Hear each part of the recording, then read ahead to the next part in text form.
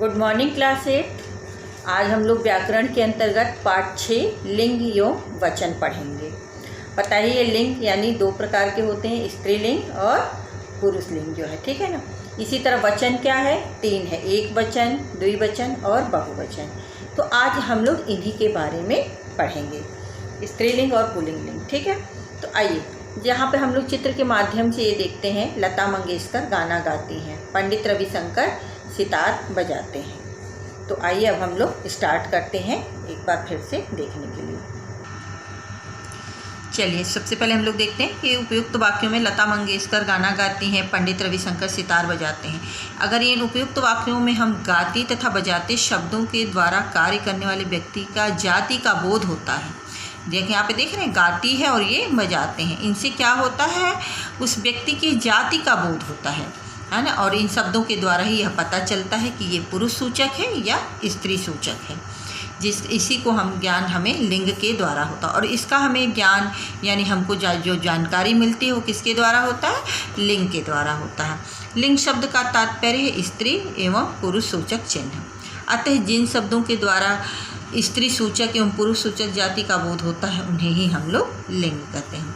परिभाषा ये हम लोग देखते हैं कि जिन शब्दों के द्वारा प्राणी, वस्तु या मन के भावों की जाति पुरुष सूचक या स्त्री सूचक का बोध होता है उसे हम लोग लिंग कहते हैं।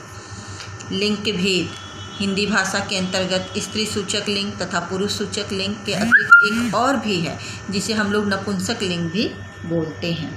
अतः लिंग की दृष्टि से संज्ञा, सर्वनाम तथा विशेषण शब्द निम्नलिखित 3 प्रकार के होते हैं। लिंग का जो प्रभाव पड़ता है अगर हम देखें तो किसकी दृष्टि से होता है, संज्ञा की दृष्टि से, सर्वनाम तथा विशेषण, इन्हीं तीनों पर इसका जो है प्रभाव पड़ता है। यानी लिंग के प्रकार के अंतर्गत पुल्लिंग, स्त्रीलिंग और नपुंसक लिंग के जो प्रकार हैं यहाँ पे देखते हैं हम लोग। तो यहाँ पे सबसे पहले पुल्लिंग है, दूसरा स्त्रीलिंग है और तीसरा नपुंसक लिंग है। अब आइए हम लोग सबसे पहले देखते हैं पुल्लिंग। जिन शब्दों के द्वारा पुरुष जाति का बोध होता है उन्हें हम लोग पुल्लिंग कहते हैं। जिसको पढ़ने से या जिसके पढ़ने मात्र से ज्ञान मुझे होता है उसे जो है हम लोग पुरुष जाति कहते हैं, यानी पुल्लिंग कहते हैं। इसकी पहचान निम्न प्रकार से होती है। जैसे अकारात्मक शब्द में, अकारात्मक देखते हैं पहले शब्द, इसमें घोड़ा है, मोटा है, लोटा है, खोटा है, लट्ठा है, छोटा, रोना, सोना आदि। इनसे हमें क्या पता चलता है कि ये सारे शब्द क्या हैं, पुल्लिंग के अंतर्गत आते हैं।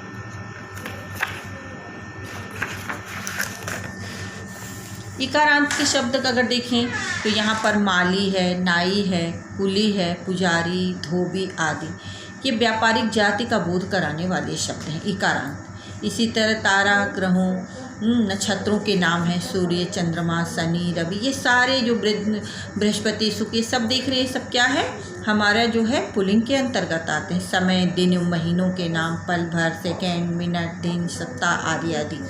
इसी तरह पर्वतों के नाम, हिमालय है, विंध्याचल है, अल्पस है आदि। रत्नों के नाम हैं, सागर के नाम है, प्रशांत महासागर, हिंद महासागर, सोना हुआ, हीरा हुआ, मोती, ये रत्न और धातु हैं। इसी तरह शारीरिक अंगों के नाम हैं, जैसे कि मस्तिष्क हुआ, माथा, मुंह, हाथ, कान, नाक, ये सारे हमारे किसके अंतर्गत आते हैं बेटा, ये सब हमारे जो है अकारांत जो है पुल्लिंग के अंतर्गत आते हैं। अनाज के नाम गेहूँ, चना, बाजरा, जौ आदि, ठीक है। इसी तरह वर्णमाला के अक्षर भी, ये सारे जो है हमारे पुल्लिंग के अंतर्गत आते हैं। अब स्त्रीलिंग के अंतर्गत क्या आता है, स्त्रीलिंग में जिन शब्दों के द्वारा स्त्री जाति का बोध होता है उन्हें हम लोग स्त्रीलिंग कहते हैं। और इसकी पहचान हम लोग जो है निम्नलिखित के अंतर्गत देखते हैं। जैसे अकारांत ही शब्द में, जैसे सभा है, लता है, शोभा, माया आदि, ये क्या है, ये स्त्री जाति के अंतर्गत आएगा। इसी तरह इकारांत शब्द में प्रीति है, नीति, रीति, प्रतीति, रात्रि, निधि, चाबी, ये सारे शब्द क्या है, इकारांत में है। इसी तरह समय में पहली तारीख, पूर्णिमा, सुबह, रात, दोपहर, शाम, एकादशी आदि, ये सारी चीज़ें क्या है, हमारी तिथि और दिन और महीने।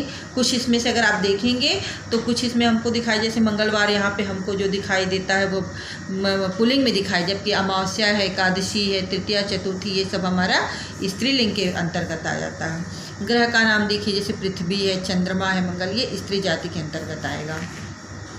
नदियों में आप लोग अक्सर आप लोग को पता भी होगा, गंगा है, यमुना, गोदावरी, झेलम, सिंधु, ये सब हमारी स्त्री जाति के अंतर्गत आते हैं, रत्नों एवं धातुओं में चांदी है, मणि है।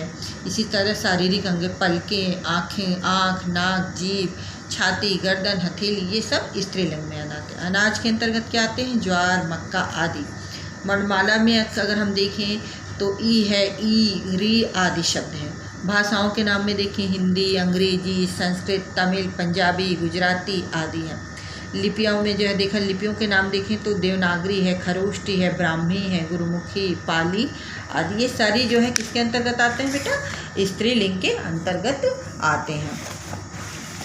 अतः जिन शब्दों के अंत में आपा, खाना, त्व, वाला, पन, आ, दान, आवा, आर, ऐरा आदि शब्द ऐसे आते हैं। बुढ़ापा, दवा, खाना आदि, बचपन, बुलावा आदि। तथा जिन शब्दों के अंत में ख, ज, त्र आता है, जैसे सुख, पंकज, त्रिनेत्र आदि, ये सभी शब्द सदैव पुल्लिंग के कहलाते हैं। इसके अतिरिक्त जिन शब्दों के, ये कितने में किस में आते हैं? पुल्लिंग में आते हैं। जबकि इसके अतिरिक्त जिन शब्दों के अंत में इया आता है, इका आता है, मति, वती, री, ह, आरी, आहट, आवट आदि, ये शब्द किसके अंतर्गत आते हैं? स्त्रीलिंग के। जैसे लड़कियां, भानुमति, मायावती, कीमत, घरी, परी, घबराहट आदि। इसी तरह अगर हम इसको पढ़ेंगे तो लिंग का परिवर्तन जो है किस माध्यम से होता है? जैसे आ को आका और ई में बदल कर, इसी तरह आ को इया में बदल कर, कुत्ता है तो कुतिया हो गया स्त्रीलिंग में, देख रहे हैं। इसी तरह कुमार है तो कुमारी हो गया। ये सब क्या है? अ को ई में बदलना है, अ को आ से बदलना है, अ को इका से बदलना है। इसी तरह आप देख रहे होंगे यहाँ पे अंत में आनी लगाकर, वान को वती में बदलकर, ये सारी चीज़ें, ये एग्जाम्पल दिया है आप लोगों को, जिसे आप लोग आराम से अपना पढ़िएगा। जैसे भगवान है तो भगवती हो गया, सत्यवान है सत्यवती है। इसी तरह पुल्लिंग में जो है मान से श्रीमान हो गया तो श्रीमती, माली, मालिन। इसी तरह से सारे आप देख रहे होंगे एग्जाम्पल। इसमें तो अब हम लोग जो है इसको यहीं पर ख़त्म करते हैं। अब कल हम लोग दूसरे पार्ट में वचन को पढ़ेंगे।